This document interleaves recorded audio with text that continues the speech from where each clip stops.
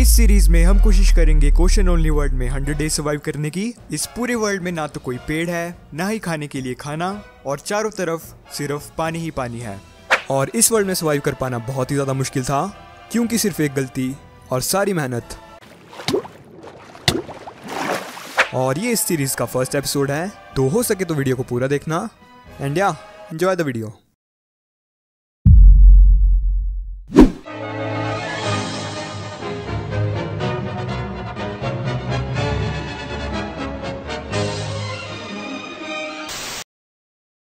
Game शुरू होते ही हम स्पॉन हुए पानी में, लेकिन टूल्स और क्राफ्टिंग टेबल के लिए हमें वुड की ज़रूरत थी।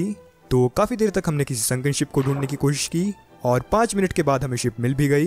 तो हमने लॉक्स को तोड़ना शुरू किया और इस प्रोसेस में हमें थोड़ी हेल्प भी गंवानी पड़ी। वुड से हमने क्राफ्टिंग टेबल बनाया और क्राफ्टिंग टेबल से हमने कुछ डोर्स बनाए। डोर से अब हम फाइनली पानी में सांस भी ले सकते थे। फिर हमने लकड़ी के कुछ टूल्स क्रिएट किए और फिर हमने थोड़ी और वुड इकट्ठा की।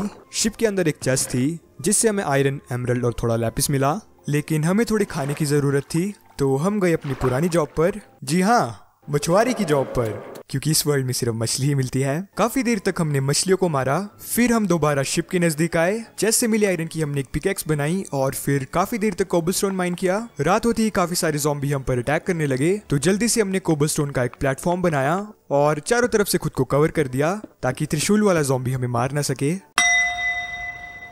कोबलस्टोन से एक फर्नेस बनाकर हमने मछलियों को पकाया और फिर उन्हें मजे से खाया।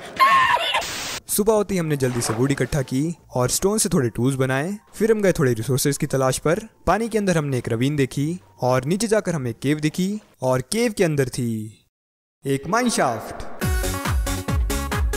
लेकिन माइन शाफ्ट से बहुत सारे मॉब्स की आवाज आ रही थी, तो सबसे पहले हमने थोड़ा कोल और कोबलस्टोन माइन किया। थोड़ी हिम्मत करने के बाद हम माइन शाफ्ट के अंदर गए और जैसा कि हर बार होता है, सभी मॉब्स ने मिलकर हमारा बहुत अच्छे से स्वागत किया। और क्रीपर भैया तो हमें गले मिलने भी आए थे, पर आजकल कोरोना बहुत ज्यादा फैल रहा है तो हमने उन्हें दूर से ही मार दिया। काफी देर तक हमने माइनशाफ्ट को एक्सप्लोर किया और हमें काफी सारा सामान भी मिला।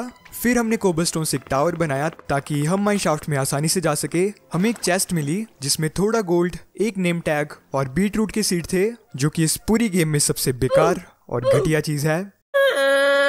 उसके बाद हमने थोड़ा और मटेरियल इकट्ठा किया। बेड बनाने के लिए हम स्ट्रिंग ढूंढ रहे थे, लेकिन स्ट्रिंग की जगह हमें डायमंड ने दर्शन दे दिए।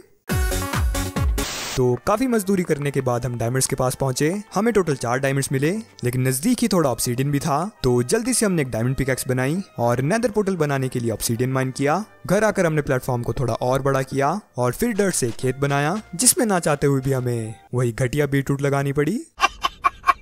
हमने एक दरवाजा भी बनाया और अब हमारी झोपड़ी और भी घटिया लग रही थी। बेड बनाने के लिए हमें थोड़ी और स्ट्रिंग्स की जरूरत थी, तो हम गए मिशन स्ट्रिंग्स पर, जहां पर हमने स्ट्रिंग्स और ढेर सारी ओर्स इकट्ठा किए, क्योंकि मिशन स्ट्रिंग के साथ साथ हमें मिशन अंबानी को भी पूरा करना है। मैं आपको सीरियसली लेता नहीं। और अभी तक काफी लोगों को ये पता नहीं है कि हम 2 लोग हैं। What's up guys, my name is Spark and my name is Flame। और ये वीडियो हमने तब रिकॉर्ड की थी जब हमारे पास सिर्फ एक ही पीसी था, तो हमने इसे साथ में बैठकर रिकॉर्ड किया था, इसीलिए इस वीडियो में सिर्फ एक प्लेयर है। डे 4 पर हमने अपनी प्रॉपर्टी को थोड़ा और एक्सपेंड किया, #1 कदम रिच लाइफ की तरफ। फिर हमने एक घर बनाना शुरू किया। डे 4 से अगले कुछ दिनों तक हमने लगातार घर पर काम किया और डे 6 पर हमने खुद को आयरन से कवर कर दिया, लेकिन घर बनाने के लिए हमारा सारा मटेरियल खत्म हो गया था। तो डे 7 पर हमने नेदर पोर्टल बनाया ताकि नेदर से हम रंग बिरंगी लकड़ी ला सके, बट उस बायोम को ढूंढने के लिए बहुत ही ज्यादा स्ट्रगल करना पड़ता है। तो राम रहीम का नाम लेकर हम नेदर में गए।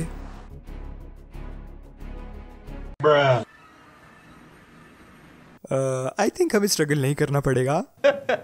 हम स्पॉन हुए क्रिम्सन फॉरेस्ट में, तो पूरे दिन हमने सिर्फ लकड़ियाँ काटी और नेदर से वापस आकर हमने घर बनाना शुरू किया।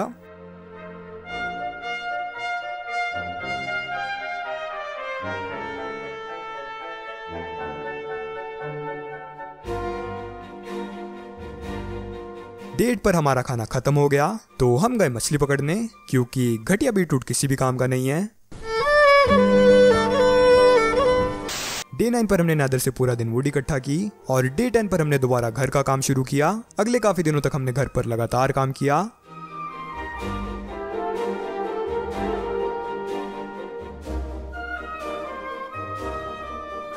और डे 13 पर हमारा घर कंप्लीट हो गया लेकिन अब हमें जरूरत थी डायमंड आर्मर और टूल्स की। तो डे 14 पर हम माइनिंग पर गए, जहाँ पर हमने काफी देर तक स्ट्रिप माइनिंग की, और डे 15 पर हमें दर्शन दिए डायमंड्स ने। हमें टोटल 5 डायमंड्स मिले, लेकिन एक और बार डायमंड ढूंढने में हमें काफी ज्यादा टाइम लगने वाला था।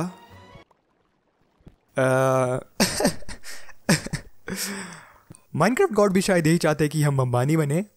तो हमें 8 और डायमंड्स मिल गए। हमने माइनिंग कंटिन्यू रखी और हमें काफी अच्छा सामान मिला।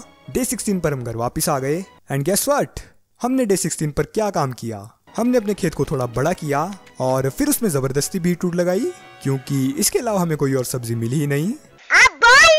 डे 17 पर हमने अपनी प्रॉपर्टी को थोड़ा और भी बड़ा कर दिया, लेकिन नेदर पोर्टल हमारे घर के बहुत ही नजदीक था और क्योंकि उससे भूत प्रेतों की आवाजें आती है, तो इसलिए हमने उसके लिए एक स्पेशल जगह बनाई।